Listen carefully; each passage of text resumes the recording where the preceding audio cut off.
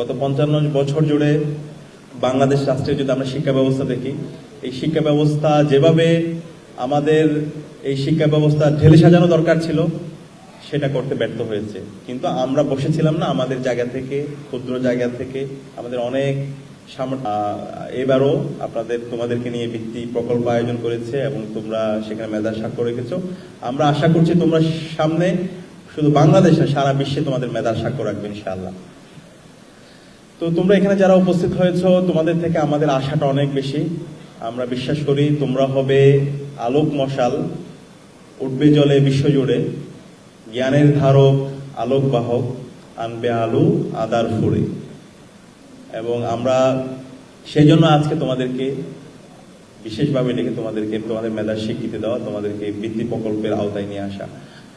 এখানে তোমরা যারা আছো আমি তোমাদেরকে অনুরোধ করব, তোমাদেরকে এই সমাজের কল্যাণের কারণ হতে হবে। আল্লাহ ইসলামের একটা হাদিস আছে, আল্লাহ ইসলাম বলেছেন আল্লাহ তাআলা ওই সমস্ত লোকদেরকে ভালোবাসেন যাদের এই দুনিয়াতে বেঁচে থাকাটা কল্যাণের কারণ হয়, যাদের এই দুনিয়াতে বেঁচে থাকাটা সোর্স অফ বেনিফিটের কারণ হয়, সোর্স অফ গুড ডিডস এর কারণ হয়।